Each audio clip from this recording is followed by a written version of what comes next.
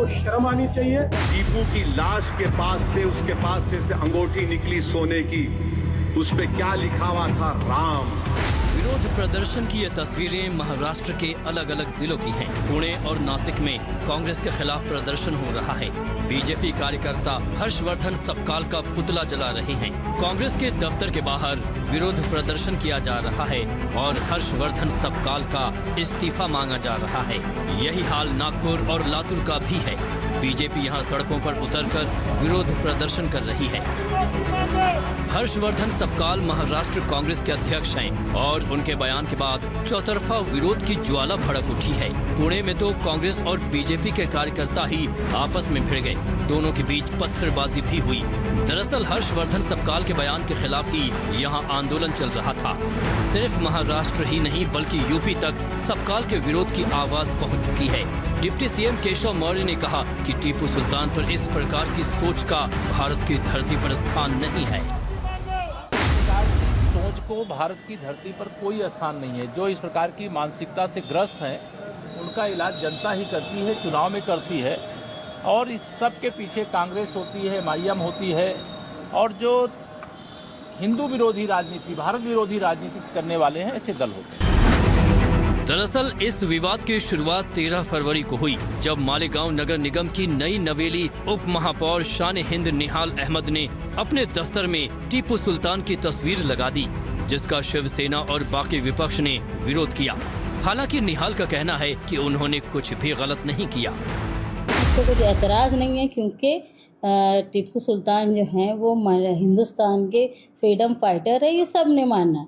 यहाँ तक कि उनकी तारीफ सिर्फ हिंदुस्तान ने नहीं ब्रिटेन ने भी की है। जिस वक्त वो ईस्ट इंडिया कंपनी से लड़ा करते थे, मैंने उस दिन भी इंटरव्यू में कहा, अभी तो ये फ़ोटो लगा हुआ है, जब रिपेयरिंग का काम होगा तो फ़ोटो में कोई टूट फूट ना हो इसलिए हटाया जा सकता है, लेकिन उसके बाद हम जो है हमारी विचारधारा के हिसाब से लगाएंगे। दिलचस्प ये है कि टीपू की तस्वीर पर शिवसेना और बीजेपी हमलावर हुई, जबकि ओवैसी ने खुद बीजेपी को ही घेर लिया। हर्षवर्धन सबकाल ने जिस प्रकार से छत्रपति शिवाजी महाराज की तुलना टीपू सुल्तान के साथ की है, हम इसकी निंदा करते हैं। उनको शर्म आनी चाहिए। इस प्रकार की बात अगर कांग्रेस पार्टी कहती है तो वोटों के लालच में ये कितने भी जूते चाटे, महाराष्ट्र और देश इसको सहन नहीं करेगा। अंग्रेजों से लड़कर टीपू की शहादत हुई। जेल में बैठकर टीपू तुम्हारे वीर की तरह 6 लव लेटर नहीं लिखा अंग्रेजों को मैं माफ कर दो, तुम जो बोले मैं करता हूं।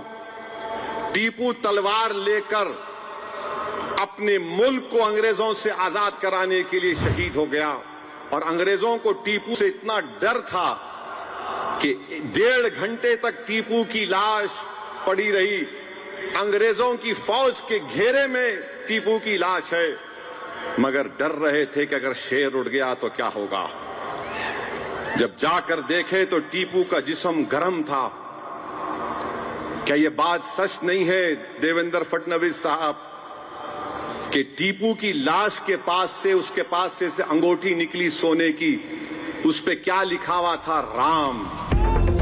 अब विवाद बढ़ा तो हर्षवर्धन सबकाल सदमे में हैं। एक और उन्होंने कहा कि टीपू सुल्तान की फोटो सारे सरकारी दफ्तरों में लगनी चाहिए, तो दूसरी ओर अब कह रहे हैं कि मैंने जो बयान नहीं दिया, बीजेपी उसे मेरे नाम से थोपने की कोशिश कर रही है।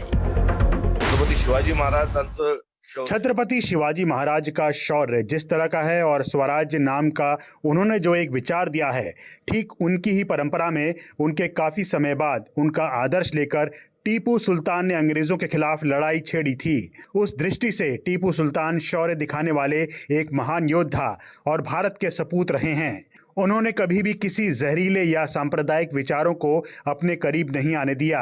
शौर्य के प्रतीक के रूप में हम टीपू सुल्तान को शिवाजी महाराज के समकक्ष देखते हैं। केलं नाही तर एक शौर्याचं लक्षण म्हणून वो मुझे डराने की धमकाने का प्रयास कर रहे हैं ताकि मैं भारतीय जनता पार्टी के खिलाफ बोलूं नहीं।